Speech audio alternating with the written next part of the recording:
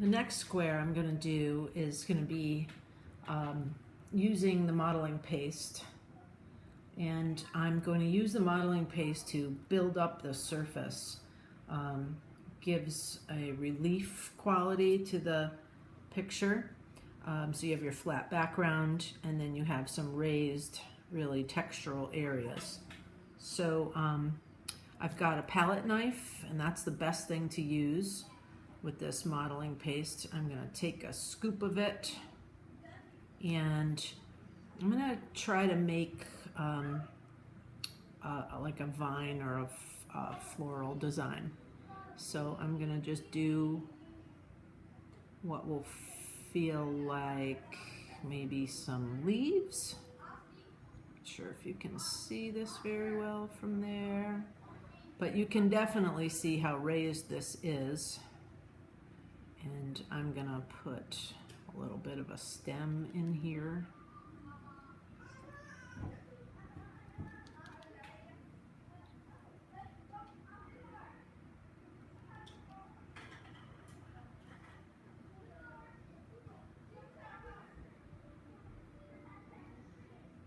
You know, I have a sweet tooth. This really reminds me of frosting a cake.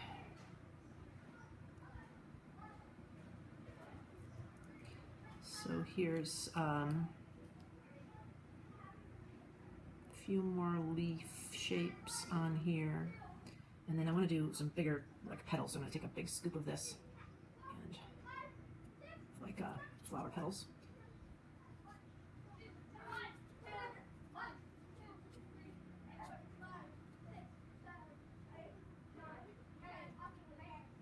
And if one petal just fell off over here, that would be cool. And maybe there's another one that fell down here. And I want to let that set up. And then I'm going to paint in there. These feel a little bit too symmetrical for me, which I would fix if it were a real painting I'm doing. But I'm just going to make that one a little larger and maybe put one down here. Yeah, it fixes that too balanced in the center feeling that I can't tolerate that. I don't know what flower this is. Doesn't look like any flower I've ever seen in real life, but we're gonna make it cool. So that is the modeling paste. I'm coming back to this process board and looking at the area that I used the modeling paste and put the little floral design on there. So I'm gonna work the paint into that now that it's dried. I waited a good long time. I waited about an hour, maybe 2 hours, and it still had a little bit of give. So I waited overnight, and now it's completely dry. So the paint colors I'm going to use, I've mixed up a little bit of blue and green, and this is a medium-bodied paint. It's not super heavy. It's not really thin either. So I've got a blue with some green blended in. And then I'm going to use that for the stem. I've got a yellow and a yellowy orange that I'm going to use for the flower petals. And I'm just going to paint that on. And I'm not going to be too worried or super careful about getting into all the crevices. And you'll see in a few minutes why I am not worried about that. So I've purposely made this blue-green a little bit unmixed so that when it gets on my canvas here, the two colors will show in different places. And I'm starting to fill in all of those places on this section of the process board that have my leaf and stem design. Water for that guy. And I'm going to use a touch of that yellow just to highlight in here, a little bit onto those. And it's mixing nicely since it's still wet.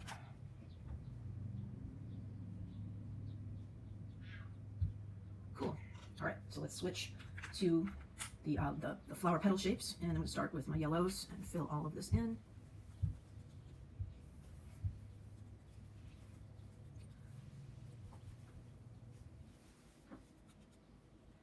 Fill all of that.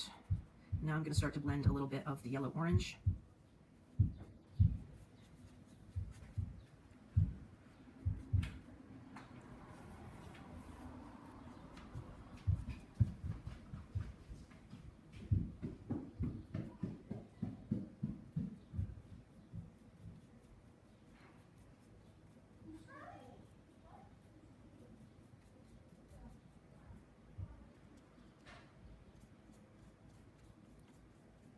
There we go.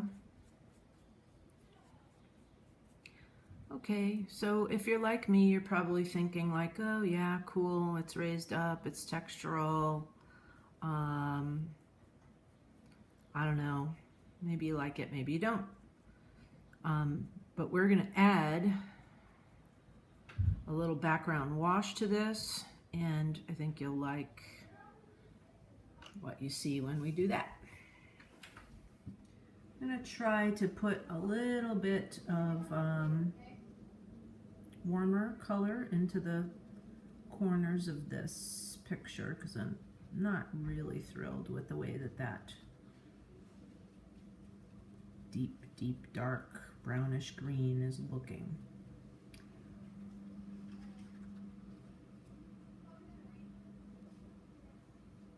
And again, this has a lot of medium in it, so it's spreading really thin, and that's what we want. We want it to be a little bit translucent, have some light come through.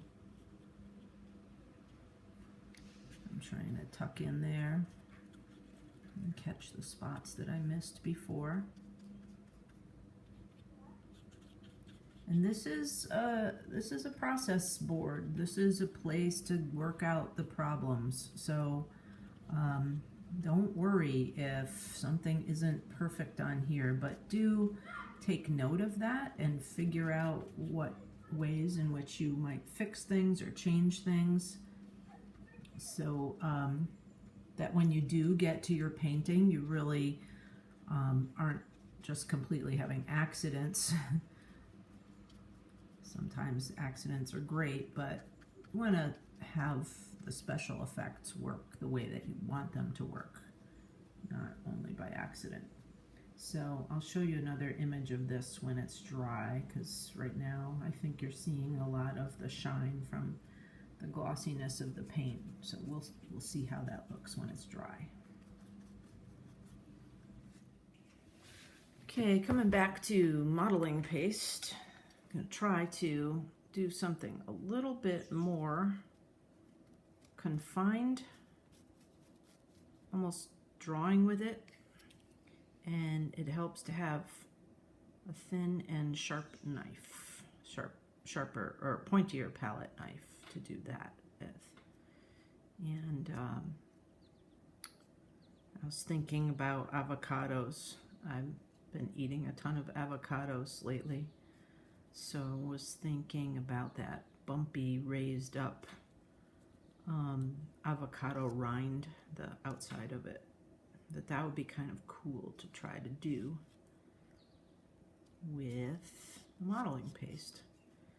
So there's the edge of one, and I'm going to build this up to be a curved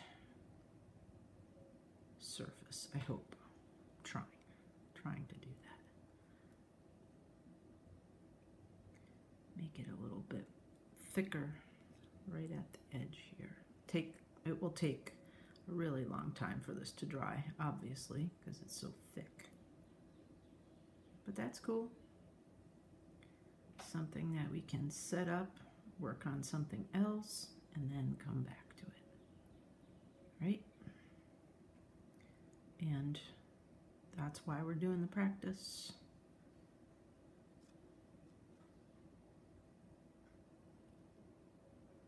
Get some little peaks here. Okay, I'm going to leave that as it is. So this is not really dry. The thin line is starting to set up. This will really, I'm just going to leave that for overnight. But I'm going to work on the big, do you call it a seed or a pit? That's in an avocado. I'm not really sure. So I'm going to paint that in here, and I'm going to make it a little bit oversized. And to do that, I'm going to start with this ochre color. Starting with that color.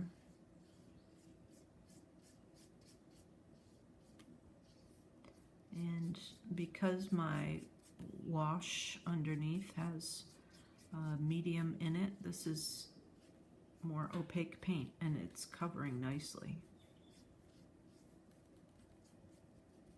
I'm going to use a little darker brown at the edges to start to create some value, or the illusion that this is a rounded shape.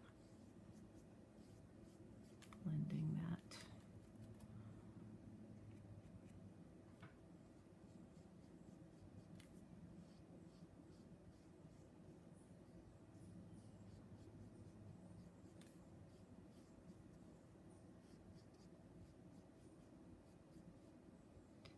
And you remember from beginning painting exercises that if you want an object to appear rounded, it's great to keep making your brush strokes in that direction.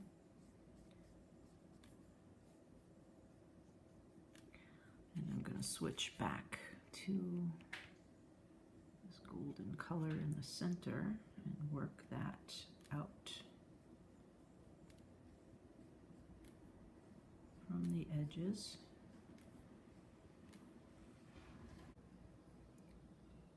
Okay, this is a few hours later, and this modeling paste is now dry, and this really thick application of modeling paste is now dry. I'm not quite done with this avocado seed or pit. I will come back to that, but I'm going to try to paint over this modeling paste to create the effect of avocado. So I've mixed some sap green, a little bit of black. I have some gloss medium, and I'm going to start to apply that